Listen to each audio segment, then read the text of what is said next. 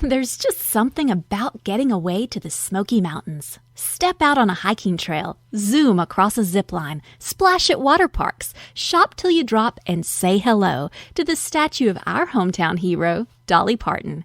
Discover the thrill of visiting the Smoky Mountains and reconnect with those you love the most in Sevierville, Tennessee. Learn more at visitsevierville.com. That's visit SEVIERVILLE.com. Your AC works overtime all summer, so be sure to replace your old air filters with new Filtrete air filters. They recommend updating HVAC filters at least every 3 months all year round. So order your Filtrete air filters today at Filtrete.com. Let's clear the air. Behind the metal door, they had the fully intact, frozen head of a 10,000-year-old woolly mammoth. The tusks, the hair, the flesh, the whole head was intact and frozen and has been there for thousands of years.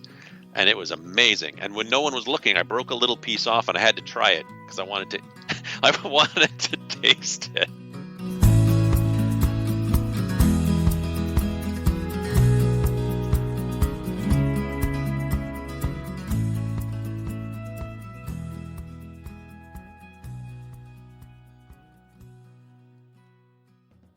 Hey folks, hope you're having a good week. This is the Adventure Sports Podcast. I'm your host, Mason. I'm not going to waste too much time, but George Kourounis is this episode. It's a revisited episode from a few years ago. Kurt Linville was the host back then, so that's who you're going to be hearing conducting the interview. But George has been on the show before, and he's just he's like an adventurer for hire, as Kurt says, and that's so true. He's got all this experience, all these amazing experiences that he's had in a crazy just amount of skills, and makes him pretty unique for different very, very unique projects all around the world. So it's pretty fantastic, the people and the things he's been able to see and interact with and things he's been able to do. It's very inspiring, and I'm hoping it's going to inspire you. But before we jump into the episode, I wanted to tell you about our sponsor, Rerouted. You've heard me talk about Rerouted before, and I just want to say I'm a huge fan of what they're doing because it's a place to buy and sell used adventure gear online. You know, if you've got something in your closet that you don't feel like you need anymore, put it on there. Help some young adventurer that maybe doesn't have the funds to buy something brand new or doesn't want to buy something brand new. Help them make their next adventure happen. Or if you're looking for something for yourself, anything from jackets to pants to shoes, all kinds of footwear, climbing, snow sports, water sports, cycling, kids sizes, camping, hiking, all that stuff is on there. All used gear, and it is, I'll just put it this way, way, way better deals than you're going to find for brand new stuff in stores. I love used things just because it keeps it out of landfills. It feels cool to have something that's pretty unique. Chances are, if you get something used, it's like getting a flannel or something from Goodwill. You're probably the only one that's going to have that, and you get to save a lot of money. So whatever side of the coin you're on, whether you're looking for gear or you're looking to sell gear, go to rerouted.co, rerouted.co. And if you got any questions at all there, Chap and the gang over there are just great people. They'll be able to help you, no problem. But all right, folks, that's all I got. Let's get into the episode.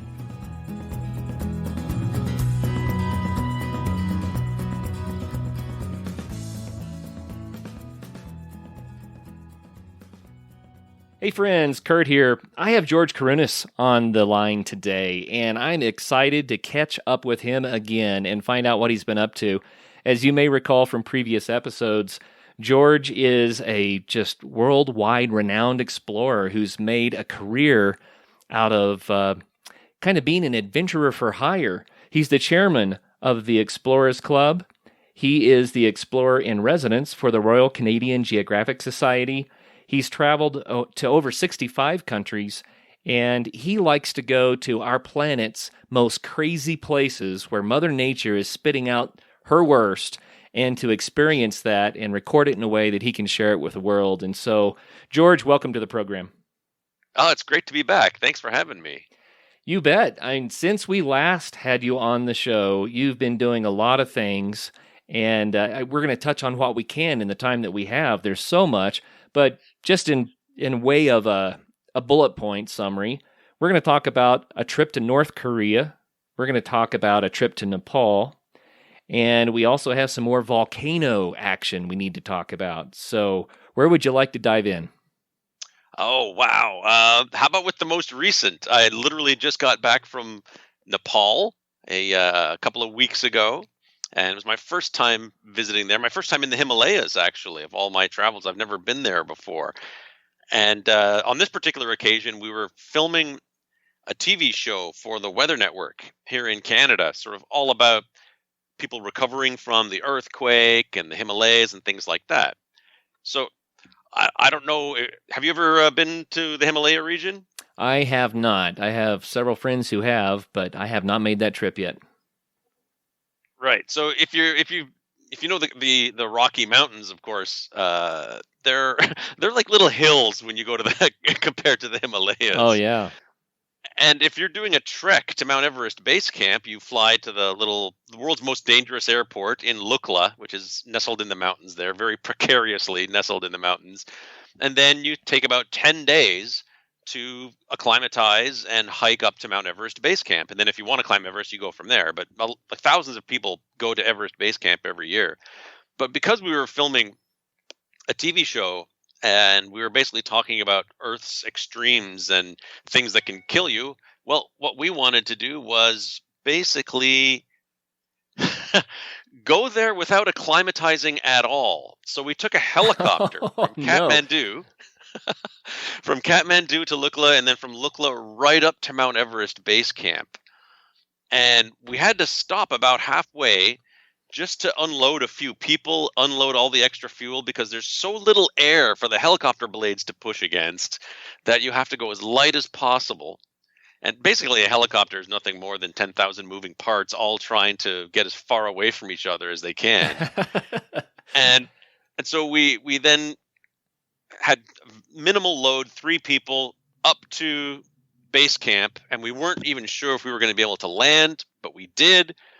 The pilot left the engine running, and I get out, and immediately I can start to feel my fingertips go numb from the hypoxia. It's amazing how you take air for granted, right? When you're at sea level or not up in the mountains, but when it's quickly taken away from you, oh boy, does it ever affect your body.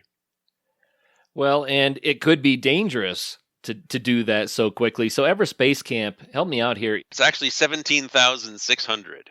So when you go up to those kind of altitudes that quickly, it can mess you up. A lot of your viewers might, or listeners, I suppose, would be familiar with a mountain like Pikes Peak in Colorado.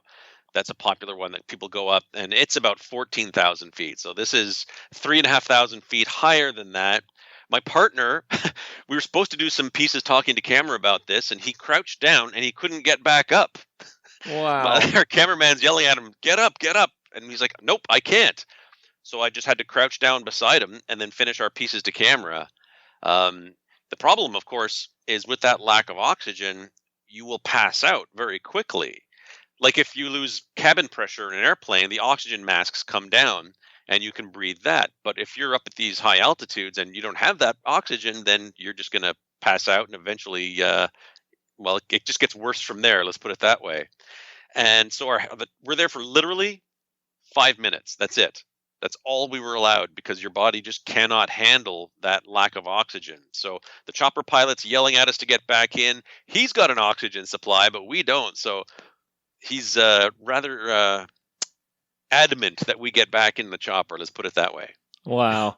So what was the purpose of this? And I'm going to call it a stunt, because that's really what it is. This was a stunt. Yeah, absolutely. Well, we were filming for a TV show, right? So we had to get these beauty shots of Mount Everest Base Camp. And of course, we wanted to document the effects of rapid altitude change without acclimatization, to sort of show people what happens to your body if you don't do it the right way, right? So if you go up too fast, these are the effects that you will feel. Now, we did it in a manner where the danger was minimal, certainly not zero. If the weather came in, which it kind of did, or if the helicopter had a mechanical failure or anything like that, then we would have been in pretty big trouble. So it's the kind of thing where you really hope the helicopter is well maintained. Oh, well, I have never had that big of an altitude change all at once, obviously. Very few people on the planet could claim that. Maybe a few pilots who lost cabin pressure. I mean, that's what we're talking about here. Yeah, that's exactly what we're talking about here. Exactly. It's that rapid loss of cabin pressure, but instead of in a matter of seconds, if a window goes, like in that recent airplane incident where the window went on that airliner, it happened over the span of maybe 30 minutes as we flew the helicopter up to those altitudes, right? So it's still pretty rapid and certainly not enough for your body to acclimatize to. I'm used to climbing erupting volcanoes and things like that. And when you do that, then you take your time and you climb up. And I've never been this high before, but at least this mountain wasn't exploding and trying to kill me that way. Well, based on your very brief visit to base camp, what was your take on it? It's beautiful. The glacier, the Khumbu Glacier, is gorgeous. I believe it's the highest glacier in the world. And that's the one where all the climbers have to stretch the ladders across to all the crevasses. It's very, I mean, the seracs, which are these giant pieces of ice, can be the size of houses. And it was almost exactly 3 years ago when the earthquake happened in Nepal. And part of the glaciers there just collapsed and caused that huge avalanche that was the deadliest day on Mount Everest ever. And we were standing on the spot where that avalanche came crashing through. So to see all those tents, hundreds of people sort of getting ready to do their climb up Mount Everest in the exact same spot where so many people were killed from the avalanche not too long ago was really sobering, because things can happen in a heartbeat up there. Wow. Well, it's fascinating. Any other key takeaways from Nepal? Oh, one cool thing we got to do is in our helicopter, we had an extra seat, and we gave a lift to Kancha Sherpa, who was the last surviving member of Sir Edmond Hillary's 1953 climb to be the first people to reach the summit. So there's only one person alive left from that expedition. And I got to meet him, got to interview him. Super nice guy. And he needed a lift. So instead of calling an Uber, well, there's no Ubers in that part of the world. You can't roads even. So we gave him a lift in our helicopter because we had some space from between Kathmandu and up to Lukla. So that was awesome meeting him. This guy's a legend in the climbing community. What a treat. Yeah. Yeah, he's in his mid to late 80s now. Yeah, what a treat. Well, I don't know how to segue into North Korea from Nepal, but somehow we've got to make that happen. Well, I was mountain climbing, so people ask me what you do for vacation, right? Because I spend all my life traveling to all kinds of crazy places, from Antarctica to Iceland and Africa, Australia, New Zealand, Tonga, South Pacific, whatever.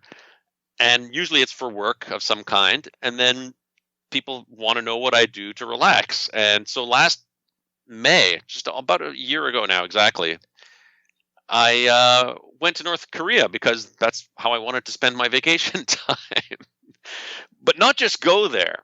I wanted to go there and experience parts of the country that basically nobody ever gets to see.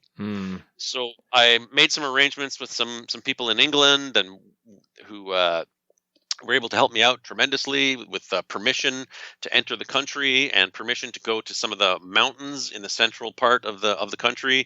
So we were mountain trekking and climbing, and we were camping. And that's pretty much unheard of if you go to North Korea. So it was a surreal place. Well, with all the political dynamics that are at play right now, a lot of people would wonder why go to the trouble to go to North Korea. How do you answer that?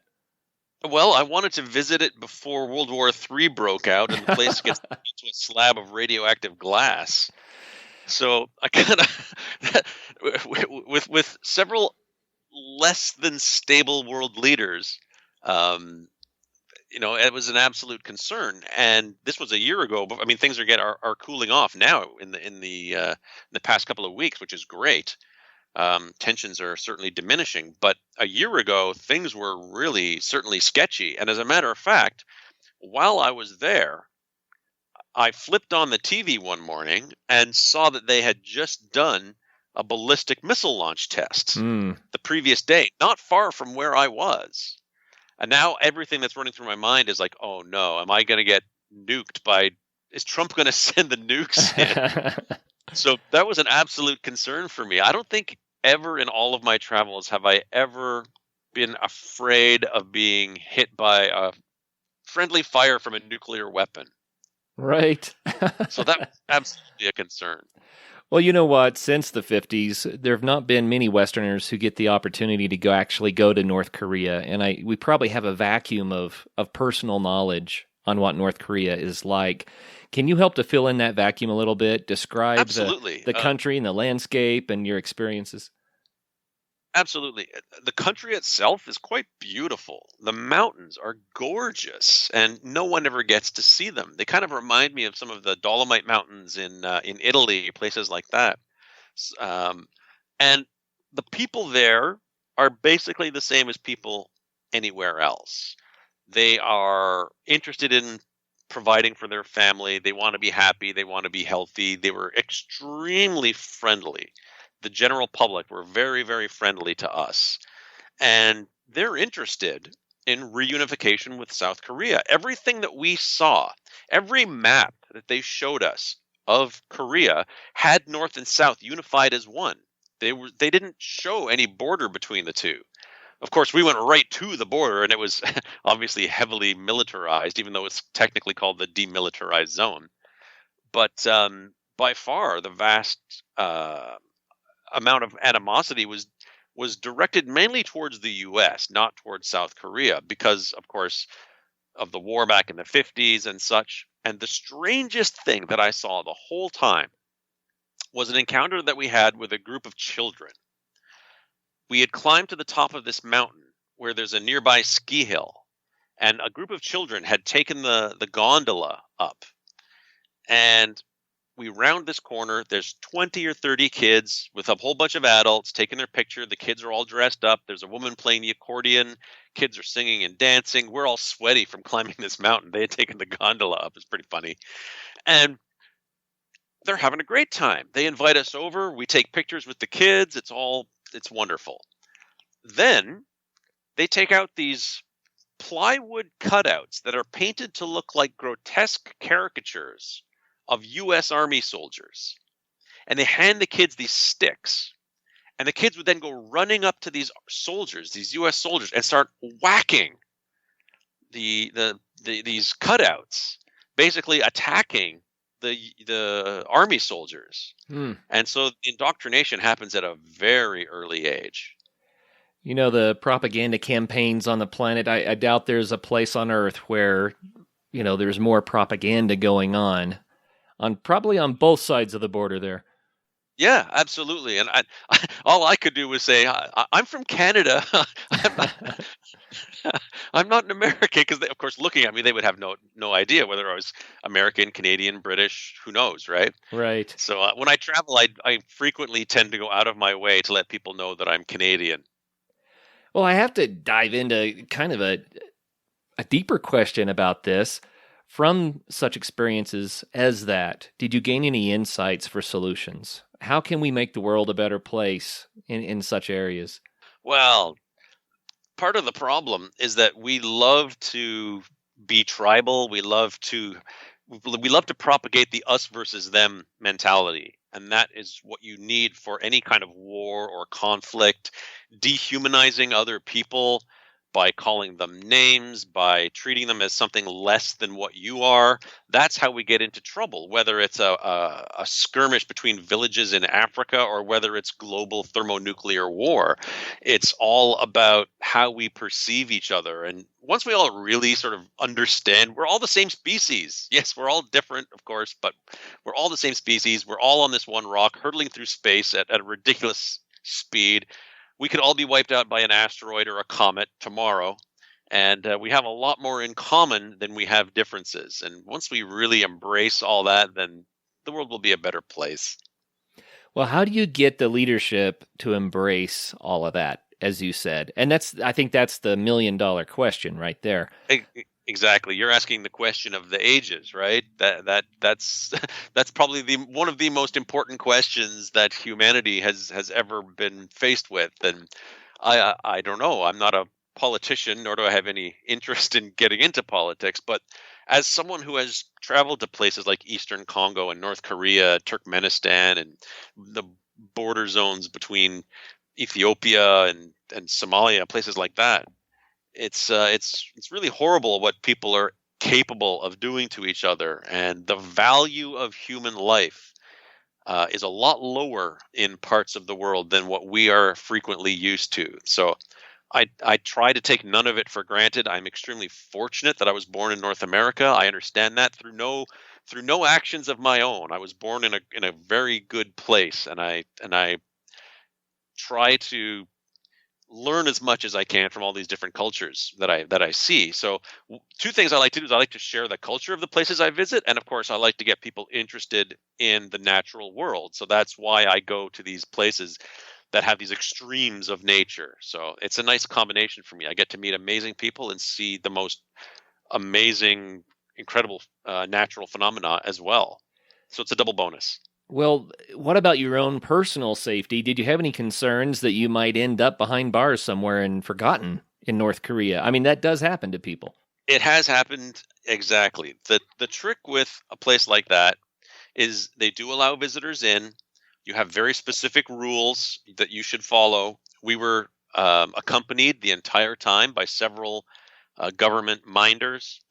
So we had we had a lot of guardianship, let's put it that way. So there were several times when I was told that I had to delete photos off my camera because I took a picture of something that was quote unquote sensitive. It might have been a fence.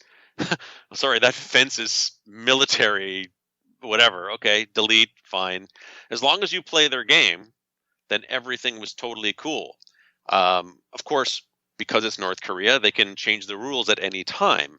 And just to give you a quick little example, it was our very last day. We had checked out of the hotel and we're on our way to the airport. And our minder comes out and was questioning one of the groups, like, who had room, whatever, 206.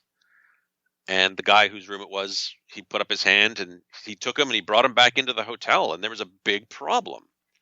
And we had to wait, and he seemed very agitated and upset. And it turns out the problem was the hotel key card, the lamination was starting to come off on one of the corners. And this, for whatever reason, was a big deal. So you never know what is going to become a problem or not. Like, things that you think might be a problem are fine, but things that you would never even think twice about suddenly becomes a big issue. When you were planning the trip, was the purpose of the trip to kind of encounter this cultural phenomenon of North Korea right now, or was it more about seeing the landscape and interacting with that part of the globe? It was more about the landscape, but at the same time, because I knew that I was going to be shepherded and accompanied and guided the entire time, I knew that everywhere that I went was going to be exactly where they wanted to show me. Right. So that's the big problem with going to a place like that is yes, you do get to meet some of the locals, but we were able to wander the streets in Pyongyang in some really amazing neighborhoods, and it was fascinating. But our minders were never more than 10 feet away. Right. And we rode the subway and we were able to visit a whole bunch of really interesting places. So culturally, it was fascinating and significant, but at the same time, it's hard for me to know if I was able to see as much of the real North Korea as I thought I was, because the wool is never far from being pulled over your eyes or pulled off of your eyes, I suppose. Well, certainly they were directing your steps to the areas they felt were appropriate for you to view, right? But based on that experience, limited experience, how would you describe the status of North Korea as far as infrastructure and things like that? Well, not great, to put it mildly. The city of Pyongyang where most of the people live is fascinating. There's some incredible architecture there, including 100-story pyramid building that's a hotel. It dominates the landscape, but it's never even been opened. They started building it in the 1980s, and it's never been finished. It's just sitting there like a statue. Wow. This empty building. So lots of money gets thrown into weird things, but yet when you go in the countryside, the roads are terrible, and you see a fair amount of poverty, and of course you're going to see things like that. At night, it was really dark. There is not a lot of electricity, especially when you go into some of the smaller towns.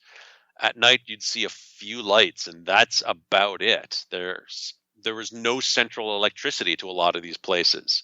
But yet you go down the road and there's some government project where they've built some sports arena or a ski lodge or like a big swimming pool or something. These beautiful monuments and statues and all this kind of stuff.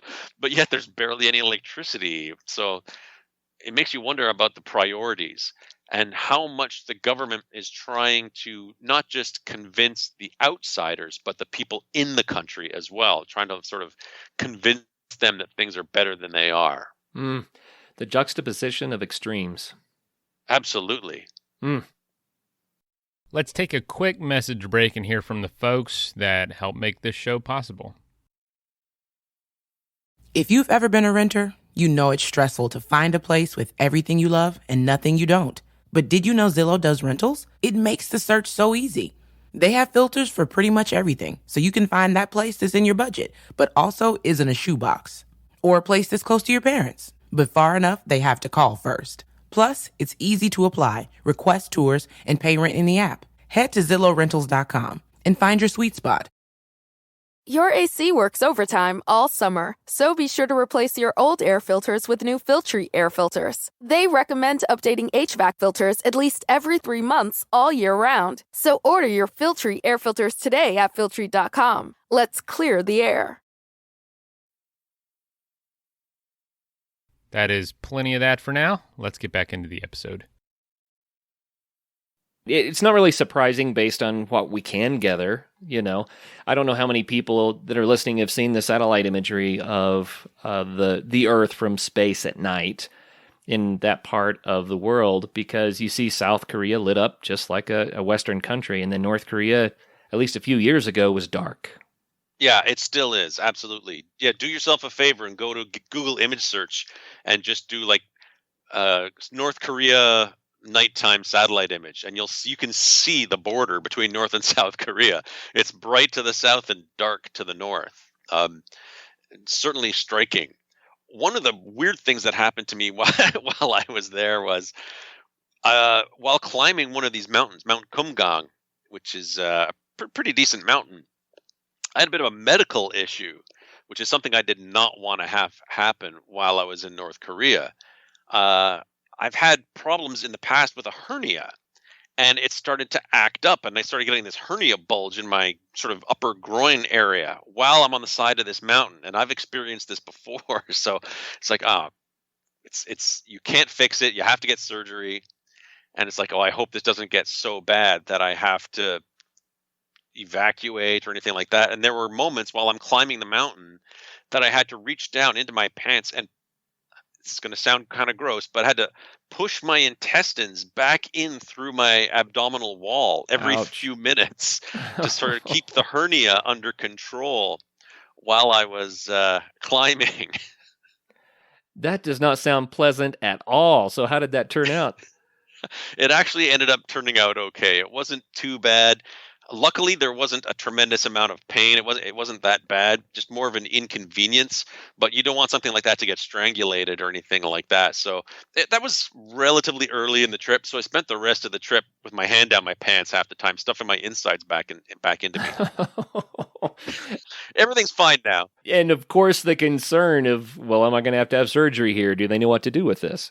Yeah, I wouldn't have had surgery there. And the thing is, no matter who you talk to, no matter who you deal with, your travel insurance, as soon as you step across the border into North Korea, is void. You cannot get travel insurance for North Korea. So it's a matter of, boy, this had better not become a problem, because I would have to catch the next plane to Beijing in order to deal with any of this, and you're a long way from the airport at that point. Right. So how long were you in North Korea?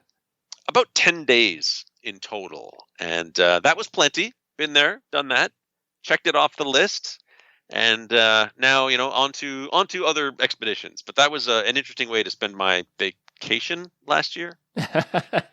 Just a place to go to unwind, right? Yeah, exactly. It's great. I love the food. They treated us very well. And of course, the thing is, they feed us tremendous amounts of really good food, but at the same time, we know that there's lots of people going without in the countryside. So again, it's that land of extremes in both directions. And what did you find about the mountains there that would perhaps be unique to North Korea? Something that people would say, wow, that's interesting. They one thing that they love to do there is they love to carve inscriptions on their mountains. So everywhere you go, if there's a large rock face, there's bound to be some inscription carved in the side that was done very precariously by some dude hanging off a rope, certainly, because there's no easy way to get to some of these places. Talking about the great leaders, Kim Il-sung from back in the 50s and 60s, and on this, at this spot back in 1959, Kim Il-sung came here with this person and this person. I don't know. I was just going off of the translations that I was told, but they're everywhere. It's weird. They're pretty, but I kind of prefer my natural beauty to be all natural. Right. But the mountains are quite gorgeous. Surprisingly, that's what I would say. It's surprisingly beautiful. Well, I'm glad you're back with us and not behind bars somewhere, hidden away from the world. It's glad to hear that it was a successful trip. Did you manage to accomplish all the goals you had set for it? I did, absolutely. We climbed all the peaks that we wanted to. I had the cultural experience I wanted to.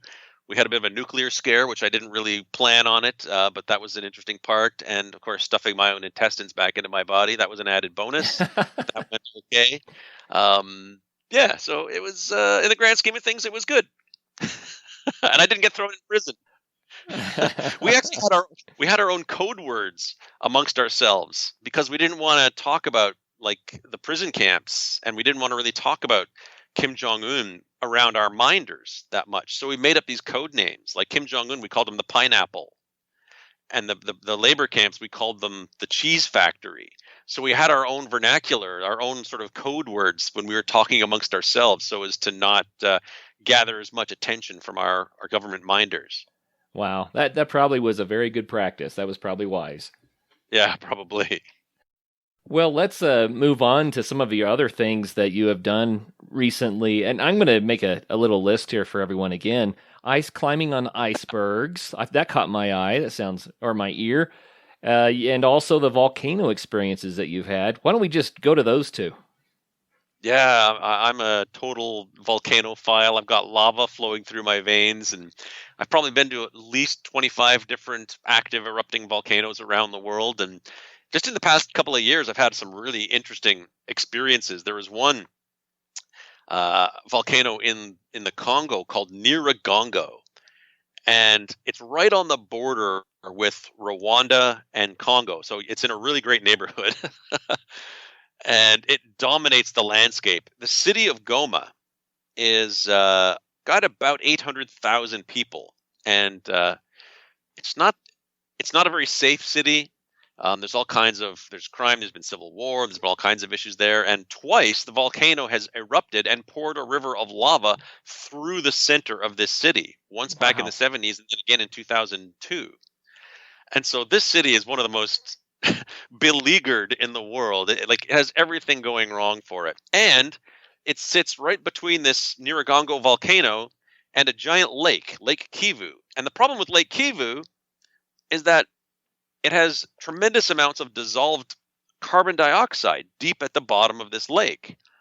And it's very similar to a lake in Cameroon that in 1986, the lake exploded and all of that carbon dioxide came out kind of like shaking a Coke can. And it killed like 1,500 people along the shoreline. Well, here, there's about 2 million people that live along the shore, with 800,000 of them in the main city. So if this lake were to explode and erupt, it would be absolutely devastating. So of course I had to go to this place and see all of this for myself, because it's not often you hear about lakes that can literally explode. And so we climbed this volcano, and I actually rappelled half a kilometer, something like, it was at least 1,200 feet, probably more like 1,400 or 1,500 feet, down to the very bottom of this gigantic crater. And at the bottom is the world's largest boiling lake of lava, and it just churns away 24 hours a day, 7 days a week. And it is absolutely spectacular. This thing is deeper than a skyscraper, and the lava lake is about as wide as a football field, and it's just gurgling with liquid rock, and there's this noxious gas, this sulfur dioxide gas that comes out of it all the time, and it is just this hellish place. And it was absolutely beautiful. But because the neighborhood is so bad, we actually had to have armed guards with AK-47 machine guns accompany us as we climbed up the side of the volcano, because the place is home to the M23 rebel group.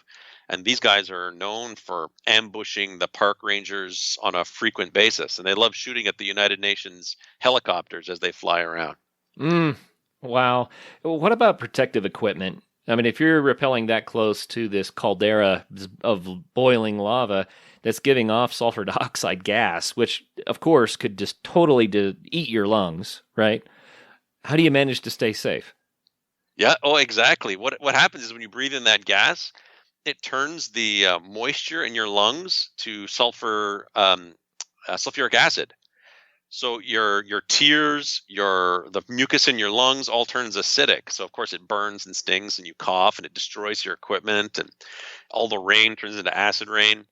So all our tents get destroyed. The ropes, by the end of the expedition, we usually have to throw out the ropes. Gas mask is absolutely essential. When you're rappelling down, you don't end up at the bottom near the lava. You have to walk quite a ways over to where the lava is. So you don't have to worry about the heat so much until you're at the very, very edge. But still, that gas it's insidious. Yeah, it's terrible. But when you're standing on the edge, the heat coming off is unbearable. And I have one of those aluminum heat suits that you wear if you work in a smelting plant or some type of foundry or something. And I still had burns on my arm where there was a gap between my sleeve and my metallic glove. And just that little bit of exposed skin got burned within seconds. So that tells you the idea how hot it is. I know there are people out there who want me to ask this question, so I'm going to try to speak up for them. Why? Why do this? That is an absolutely fair question. And the way I like to describe why I do these things is because I have a curiosity and a passion for nature, and specifically nature's extremes. I've got the skills, I've got the knowledge, I've got the research, I've got the connections to be able to go and visit these places. I'm very fortunate. And so I absorb all of this risk so that I can showcase these places to people that will never get to go to these spots or never want to go, but they want to see them. They love watching volcanoes erupt. They love watching tornadoes touching down. They love watching hurricanes making landfall, but they don't want to be there because it's too difficult. It's too dangerous. I'm more curious than I am afraid. Now, don't get me wrong. I get afraid in these situations. Absolutely. And it's the fear that helps to keep me alive. But my curiosity is greater than my fear, and my desire to share these places and showcase these spots is tremendous. And my hope is that it inspires other people to get excited about nature, and also to maybe inspire them to do things that frighten them. Now, I'm not saying go climb a volcano, but there's lots of things that people do that frighten me, like talking to insurance companies, for example. I would think insurance companies would be particularly difficult for you to talk to. I've had lots of interesting encounters with insurance companies. Yes, some not so great. Yeah. I actually sometimes get invited to speak at insurance conferences to talk about risk management, because my life is all about risk management. And you're always continuously assessing the risk in these situations, and it can come from a million different places, and the stakes are very high. So you've got to become very good at knowing your limitations, your equipment's limitations, the dynamicness of the situation that you're in that can change with the behavior of a volcano or with the weather. Literally in a matter of seconds, things can change dramatically. So being able to take all that sensory input, interpret it, and then assess the risk from minute to minute, that's basically what I do for a living. Anyone who does anything outdoors or in the adventure world, if you're a surfer or if you're a climber or anything like that, if you're a paraglider, you're doing the same thing. You're assessing your situation every second to determine whether you're going to be able to continue doing this, or do you have to back off? Do you have to change your strategy? And that applies to anything, right? You can take those same principles and apply them to anything. Sure. Well, you have been in a lot of different types of environments that are extreme, obviously. It's not just the volcanoes. I mean, you've been a part of a storm chasing organization looking for the tornadoes. You've been in deep caverns that are superheated with giant crystals. You have, I can't imagine the number of different environments. Do these places just call to you? Is it just what you want to do? Absolutely. They absolutely call to me. Whenever I'm at home, I spend a lot of time on the internet just researching the most bizarre natural phenomenon, the craziest places on Earth, and they call to me. And like, for example, there's this place in Siberia that I went to a couple of years ago called Oymyakon. And it's the coldest permanently inhabited place in the world. So the coldest town on Earth. And it's in the middle of Siberia, and to get to it, you have to drive for several days along what's called the Road of Bones, and it was built by the old Stalin-era Gulag prisoners. If you were a political prisoner and you died while building this road, they just buried your body in the road, so there are thousands of bodies literally buried in this dirt road, and so it's difficult to get to. We went in the middle of winter, of course, and it was minus 40, and that was a bit of a heat wave. We were actually expecting it to be colder. But just to be able to go to this place and meet the people who live there and showcase this spot. And I spent a night sleeping in a tent with a reindeer herder, stuff like that. So, like, not many people get the opportunity to do these places. Most people don't even know that these places exist. So it's my mission to showcase them. And just as an interesting little side note, while I was there, we were doing a bit of a story about climate change and how the permafrost in Siberia is melting quickly, and it's releasing more methane gas, which then creates more greenhouse effect. And one of the byproducts of the permafrost melting is they're discovering all of these woolly mammoths that have been frozen in the permafrost for 10,000 years.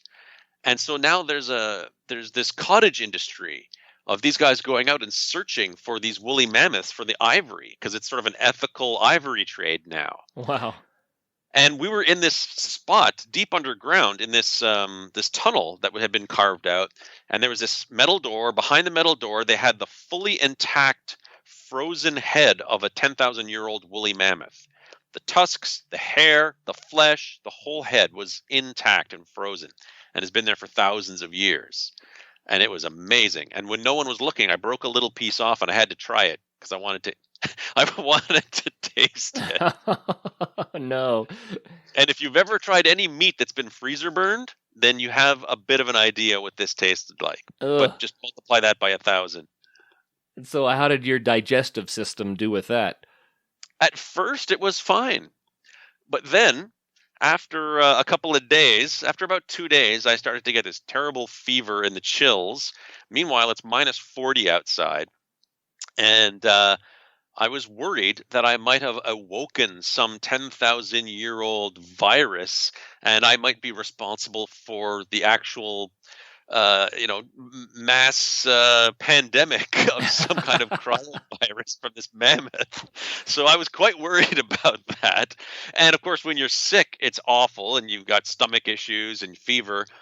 And in this part of Siberia, there are these outhouses. It's just a squat hole in the floor of the outhouse.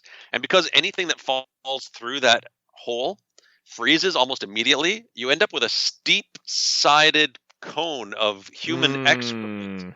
and the tip of the cone protrudes above the hole. Oh no. Imagine traveling on a Siberian highway in the middle of winter. It's minus 40. You've got a fever, thinking that you might be responsible for wiping out the entire human species. And you go to deal with your explosive diarrhea, and this is what you're faced with. So, yeah, I do it so you don't have to. Well, thank you for that one. Not my finest moment. I know that around melting glaciers, there are protozoa that come from that same period of time, to maybe 10,000 years ago, that end up in the streams and things, and it can make you sick. I wonder if that's what you encountered. Yeah, I spoke to a doctor afterwards when I got home, and he was absolutely convinced that it was this mammoth that made me sick. Yeah. Yeah, don't eat 10,000-year-old meat. That's all I can that's the best advice I can give your listeners. Well, you may be one of the few people on the planet who could ever attest to such a thing. Maybe the only living person who could ever attest to such a thing. Perhaps. I'm sure there weren't many of us. Wow. Well, what about ice climbing on the icebergs? Why were you ice climbing icebergs? Yeah, I've done a bunch of ice climbing in Canada and Antarctica, and I've even climbed on an iceberg before in Iceland.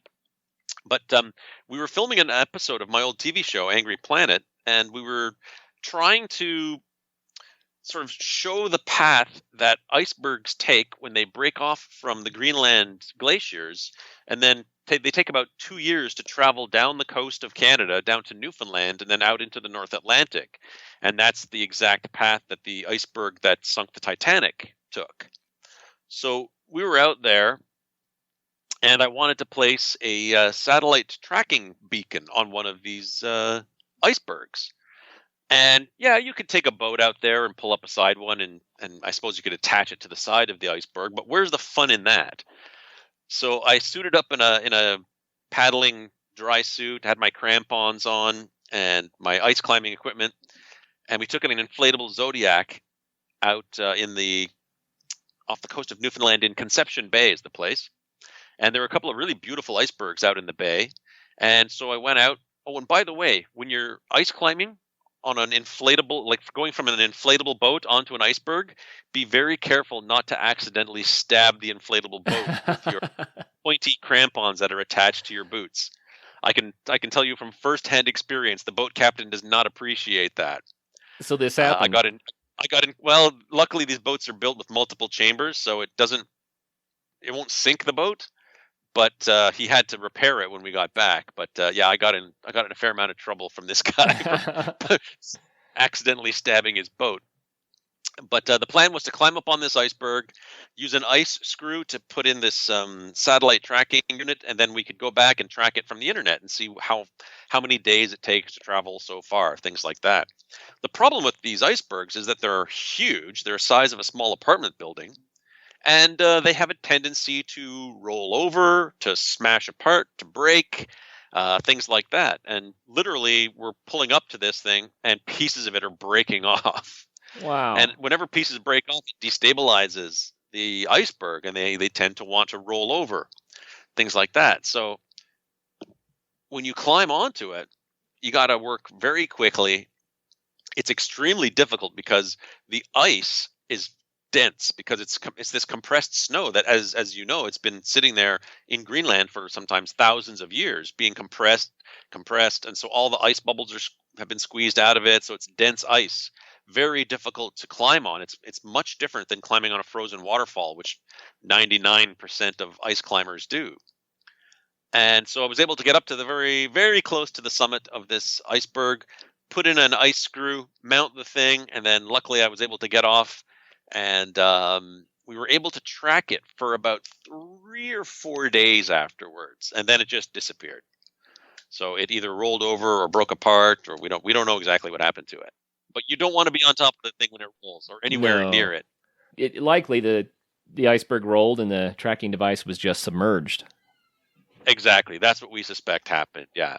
So these things are very dynamic. They're constantly changing, and they're melting now. This is actually the time of year if people want to go iceberg spotting. They go out to Newfoundland this time from between now till early July, and you get lots of these gorgeous, icebergs that come down. And there are companies that harvest the ice from these icebergs to make iceberg vodka and things like that, because the water is really pure. It predates the Industrial Revolution, so you don't get all these pollutants from coal burning and things like that. So it's quite spectacular. Wow, fascinating stuff. So in all of your travels, have you come to any fresh conclusions about climate change? Well, the scientists are right, and the things that I've seen perfectly align with what the climate scientists are saying. We were in Tuvalu, this tiny little island nation in the South Pacific, and they are so concerned about sea level rise that the government is actively working on a plan to evacuate the entire nation, because it might be completely uninhabitable within the next 50 years or so. We were in Bangladesh, where 500,000 people every year are moving from the coastal regions to the main city of Dhaka, which already has about 11 million people, because their farmland is literally being eroded into the sea. We had people pointing out to the ocean saying, that's where my farm used to be. So it's not like they just lose their farmhouse. They lose all of their land. They can't even, there's nothing to farm because their land literally no longer exists. So we're already seeing refugees that are being displaced in a large part due to climate change, and we're only expecting it to get worse. The good news is that I have hope. The generation that's growing up now is extremely aware and far more environmentally conscious, so that gives me a lot of hope for the future. Well, you are chairman of the Explorers Club. Yes, the Canadian chapter. I do not know what that is. Yeah, so it's kind of what it sounds like. It is a group of about 30,000 or so, maybe 3,500 of the world's top explorers, researchers, astronauts, mountain climbers, divers, anything that you might consider an explorer, including people like Diane Fossey, James Cameron, Buzz Aldrin. All of these folks are all members or fellows of the club, and so it's based in New York City. So if you ever find yourself in New York City, look up the Explorers Club headquarters. It is a beautiful building. It's like this museum. It's filled with artifacts like the Explorers Club flag that was taken to the moon by the Apollo 11 astronauts. There's Perry's sled that he took to the pole. There's Thor Heyerdahl's globe that he used when planning the Kon-Tiki expedition. All these amazing artifacts. And so there are chapters around the world, and I'm the chair of the Canadian chapter here. And so basically what we do is we have resources. There are funds available for some of our expeditions. There are libraries and archives that we can go in and research for doing further expeditions. We can learn what has been done in the past. We have a big dinner every year, which is really amazing. They serve all kinds of bizarre, exotic food. Like I was eating tarantulas and giant cockroaches. Oh, no. Oh, yeah. With a side of woolly mammoth, right? With a side of woolly mammoth. No, not this particular dinner. And it's this black tie affair. It's this wonderful dinner. And I was invited to be the master of ceremonies this year. So I was literally on stage with Jeff Bezos, the richest man in the world. Of course, he's the founder of Amazon, but he also is heavily involved in space exploration with his company Blue Origin. And he also was heavily involved in the discovery and recovery of the Apollo era rockets that landed in the Atlantic. So he's got a deep background in exploration. So it was an honor to be able to share the stage with him and Jim Lovell, who was the commander of the Apollo 13. He's the man who said, "Houston, we have a problem." He's the guy. So just being able to rub shoulders with these people and learn from them is just a fantastic thing. Oh, that does sound really, really cool. Where can people get more information about that organization?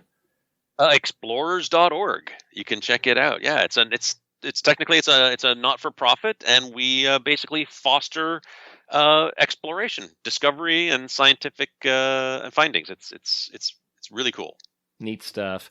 And if people want to see some pictures or videos from all of these amazing trips that you've done, is there a place that you would recommend they go see that?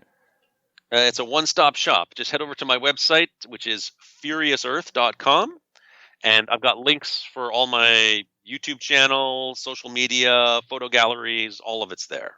So that is furiousearth.com. Exactly.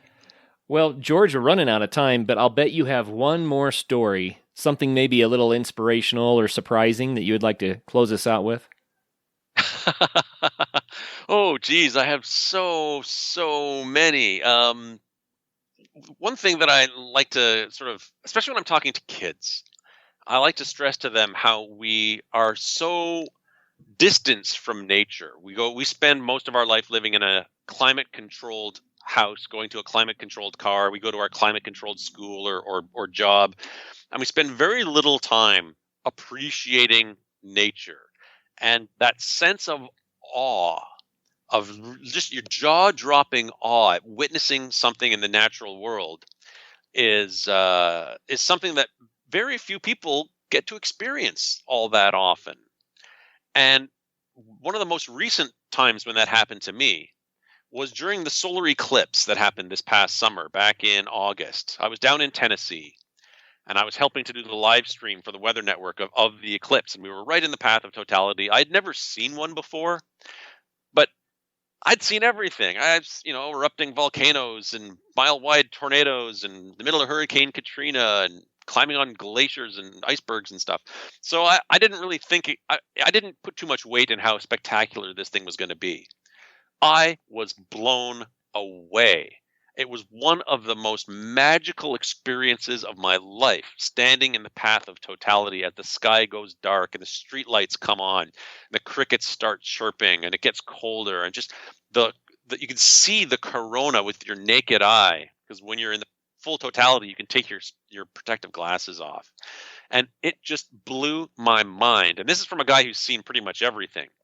So what I highly recommend is, in a few years, there's going to be another total solar eclipse in the United States. I think it's 2024, if I'm not mistaken. Someone could easily correct me on that. But if you can possibly find your way into the path of this thing, it will change your life. You will pick your jaw up off the ground if you've never seen one of these things before. I love it. I love that stuff. And nature is so cram-packed full of those sorts of experiences. And sometimes they're big, like a solar eclipse or a volcano. Sometimes they're small minutia that, if you take time to notice, will just blow your mind. But yeah. Like a butterfly landing on your hand. Oh, yeah. Something as simple as that. Yeah, absolutely. Absolutely. But it's a matter of, like you said, getting out there so you can have those experiences. Because until you go out, you won't have them. So you just have to go. Exactly. You will not have those experiences if you're sitting in your house. Period. Well, George, thank you very much for sharing again all of your crazy adventures that you've had and the things that you've been up to lately. It's always an honor to have you on the show. Pleasure is all mine. And for all the listeners out there, wow, look up George Kourounis, furiousearth.com. And look at what he's been up to. It is mind-blowing, and you might be inspired to go try a few crazy things yourself. So until the next show, make sure you do get out there and have some fun. First of all, thank you so much for listening. It means the world to us that you choose to listen to the show. If you'd like to help us further, you can leave a review on iTunes, share us with your friends, your family. It goes a long way to growing the show. You can also support us financially through patreon.com/adventuresportspodcast. Link is in the show notes. And also, if you have an idea of who could be a good guest for the show, we're always looking for people to tell their story about the outdoors or adventure. So if you know someone, please reach out. Email us at info@adventuresportspodcast.com. And until then, get out there and have some fun.